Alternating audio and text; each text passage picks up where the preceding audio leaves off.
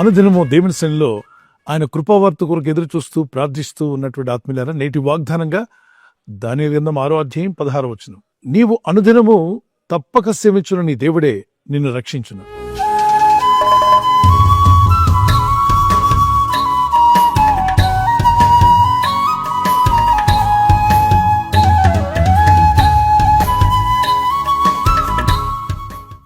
దానియేలుని సింహబోన్లో పడేశారు.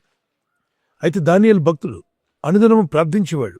దానియేలు గ్రంథం 6:10 చదివినప్పుడు అతను మంచి భక్తుడని, ప్రార్థనాపరుడని, విశ్వాసవీరుడుగాను, తన పనుల్లో కూడా ఎక్కడ తప్పు లేకుండా ఒక క్రమశిక్షణ కలిగినటువంటి మంచి ఆత్మీయుడిగా ఉన్నాడు.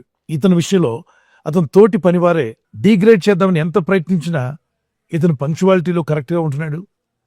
పనుల్లో చాలా సక్రమంగాను నిబద్ధతతో పనిచేస్తున్నాడు.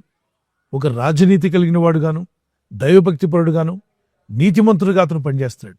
ఇతని చుట్టూ ఉన్న కొలీగ్స్లో చాలా మంది ఆఫీసర్స్, పైనున్నవారు, కిందున్నవారు లంచగొండితనం, అపవిత్రమైన మనసులు, పాపాల పట్ల ఆసక్తి కలిగిన వారు, దుర్నీతిపరులు, అవినీతిపరులుగా జీవిస్తున్నారు. వారికి ఇతను అడ్డైపోయాడు.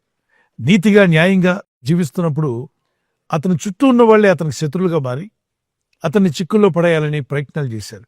దానియేలు యొక్క ప్రవర్తనలో వారు గమనిస్తే ఇతన్ని మనం తక్కువ చేయడం చాలా అసాధ్యం, ఇతను డిగ్రేడ్ చేయలేం. ఒకే ఒక విషయంలో ఇతను పడగొట్టొచ్చని వాళ్ళు ఆలోచించారు. ఇతను దేవుని యందు భక్తి కలిగిన వాడు, దేవుని తప్ప ఎవరిని మొక్కడు. కాబట్టి మన రాజుగారి దగ్గరికి వెళ్ళి, రాజా, ఒక నెల పాటు వారి దేవుళ్ళని మొక్కకుండా నిన్ను మొక్కేలాగా ఒక చిన్న రూల్ పాస్ చేద్దాం అంటే, రాజుగారికి ఏంటి, పొగిడేవాళ్ళు ఉంటే పొగిడించుకోవడానికి ఆయన రెడీ.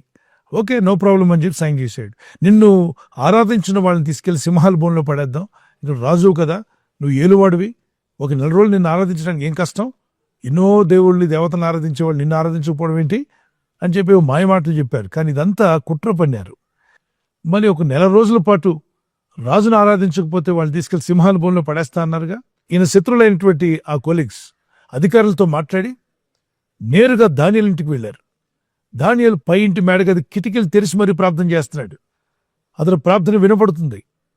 ఏమాత్రం భయం లేకుండా అనుదినము తాను సేవిస్తున్న దేవునికి బహు ఆనందంతో, సంతోషంతో దేవుని ప్రార్థించి, స్తుతించి, ఘనపరుస్తూ ఉన్నాడు.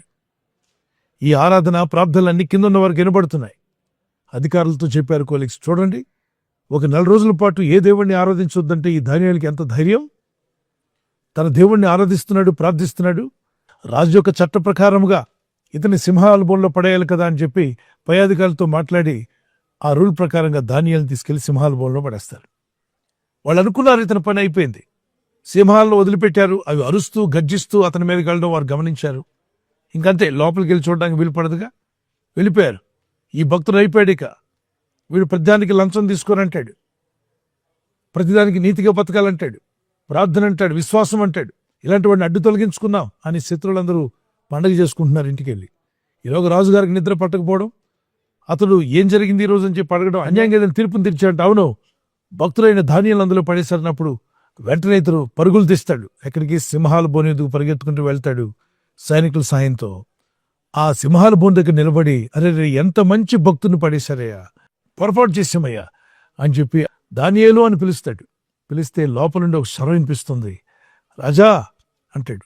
ఉలిక్కి పడతాడు రాజు. ఏంటి, రాత్రి నేను సింహాల బోన్లో పడేశారు కదా, సింహాలు నీకు హాని చేయలేదా అంటే దానియేలు చెప్పిన సమాధానం, నేను అనుదినము సేవించున్న నా దేవుడు తన దూతను పంపి సింహాల నోళ్లను బిగించేశాడు, సింహాల నోళ్లు మూయించేశాడు గనుక సింహాలు నా చుట్టూ కూర్చున్నాయి, నన్నేమీ అంటలేదు.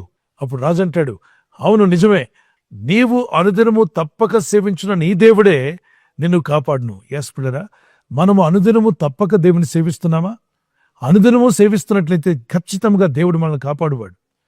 ఇతడు అనుదినము దేవుడిని ఎలా సేవించాడు? ఉదయమున, మధ్యాహ్నమున, సాయంకాలమున మనం అంతా కూడా చేస్తున్నాం. ఏంటది? ప్రార్థన కన్నా ఉదయం బ్రేక్ఫాస్ట్, మధ్యాహ్నం లంచ్, రాత్రికి డిన్నర్, 100 అయినా 106 అయినా ఈ 3 పనులు మాత్రం జరుగుతూనే ఉంటాయి. కానీ భక్తులైన దానియేలు విషయంలో ఉదయకాలం ప్రార్థన, బ్రేక్ఫాస్ట్ చేస్తాడు కానీ ప్రార్థన దానికంటే ముందుగా చేస్తాడు. మధ్యాహ్నం కూడా భోంచేస్తాడు కానీ దానికంటే ముందుగా కానీ తర్వాత కానీ ప్రార్థనలో కొంత సమయం గడుపుతాడు. సాయంకాలం డిన్నర్ చేస్తాడు కానీ ప్రార్థన మాత్రం మానడు. భక్తి కలిగిన వాడు. అతడు ముమ్మారు తిన్నాడని రాయలేదు కానీ ముమ్మారు ప్రార్థించాడని మాత్రం బైబిల్ చెప్తుంది.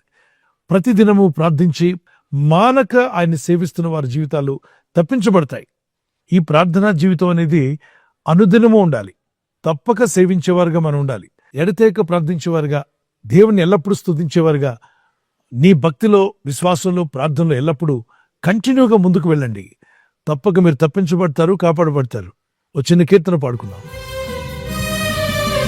సింహాల బోనుకైనా సంతోషముగా వెళ్ళిరి, సింహాల బోనుకైనా సంతోషముగా వెళ్ళిరి, ప్రార్థించిన వెంటనే రక్షించే నీ హస్తము, ప్రార్థించిన వెంటనే రక్షించే నీ హస్తము, యెహోవా నీ నామము ఎంతో బలమైనది, ఎంతో బలమైనది, ఎంతో బలమైనది, యెహోవా నీ నామము. ప్రార్థన పెద్ద కష్టమైన పనేం కాదు. దేవునితో మాట్లాడుట, ప్రార్థన దేవునితో సంభాషణ. విశ్వాసంతో ప్రార్థించండి, నమ్మిక ఉంచండి, నిరీక్షణ కలిగి ఉండండి, పట్టుదలతో ప్రార్థించండి, మరి అత్యాశక్తితో ప్రార్థన చేయండి. గొప్ప ఫలితాలు మీరు చూడబోతున్నారు. ప్రార్థించి ప్రయత్నించండి. ప్రార్థన ప్రయత్నం రెండు కూడా ఉండాలి. ప్రార్థన చేసుకుందాం. పరిశుద్ధమైన మా ప్రియ తండ్రి, భయంకరమైన సింహాల నోటి నుండి, ఆ సింహాల బోనులో నుండి నీ భక్తులైన దానియేలును తప్పించారు నాయన. దానియేలుని భక్తులు మీ యందు భయభక్తి కలిగి మీరు అనుగ్రహించిన ప్రతిరోజు తన జీవితంలో తప్పక మానక ప్రార్థించి నిన్ను సేవించాడు. మేము కూడా ఈ జీవన యాత్రలో అనుదినము తప్పక నిన్ను సేవించేవారుగా, మిమ్మల్ని ఘనపరిచేవారుగా, ప్రార్థించేవారుగా, విశ్వాసంలో ఎదుగుతూ ఇతరులను బలపరిచేవారుగా, మేము వెలిగించబడి ఇతరులను వెలిగించేవారుగాను, నీ సత్యవాక్యమును కలిగిన మేము అనేకులకు ప్రచురపరిచేవారుగాను, నీ ప్రేమను పొందిన మేము ఇతరులకు ప్రేమను పంచే విధంగా నీ చిత్తం నెరవేర్చేవారుగా మమ్మల్ని నడిపించండి. ఈరోజు ప్రార్థించి ప్రయత్నించబోతున్న శంకుస్థాపన అయిన, గృహప్రవేశమైన, ఒక బిజినెస్ ప్రారంభిస్తున్నా, ఉద్యోగ ప్రారంభానికి వెళ్తున్నా, ఒక మంచి కార్యక్రమాన్ని ప్రారంభిస్తుండగా, నేను వారి బిడ్డల వివాహం కొరకు ప్రయత్నాలు చేస్తుండగా, వారు చేస్తున్న ప్రయత్నాలు ఫలించలాగున మీ దూతలకు ఆజ్ఞాపించండి.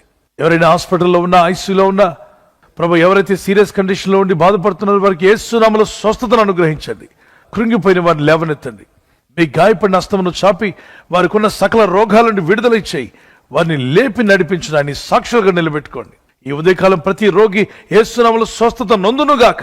తండ్రి, ఈ దినం ఎవరైతే ప్రయాణమై వెళ్ళబోతున్నారో, అది రైలు మార్గమైనా, ఆకాశ మార్గమైనా, బస్సుల్లో, వాహనాల్లో ఎక్కడ ప్రయాణం చేస్తున్నా, రోడ్డు మార్గంలో ఏ వాహనంలో వారు ప్రయాణం చేస్తున్నా, నీ ప్రజలకు కాపాడే దూతలను పంపండి. మమ్మల్ని బలపరచండి. మీరు అనుగ్రహించే ప్రతిరోజు కూడా ప్రార్థనతో ప్రారంభించి ప్రార్థనతో ముగించే విధంగా నీ చిత్తం నెరవేర్చేవారుగా ప్రతి ఒక్కరిని బలపరిచి తాకి, నేను అక్కడికి ముందుగా వీరందరినీ కూడా బలమైన సాక్షులుగా నీ రాజ్య విస్తరణలో నిలబెట్టి నడిపించమని, వీరిలో ఉన్న ప్రతి అవసరం తీర్చువాడు నీవే. ప్రతి రోగం నుండి, ప్రతి వ్యాధి నుండి, ప్రతి సమస్య నుండి, ప్రతి శోధన నుండి తప్పించగల శక్తిమంతుడైన యేసు నామములో ప్రార్థించి వేడుకుంటున్నాం మా పరలోకపు తండ్రి. ఆమేన్, ఆమేన్.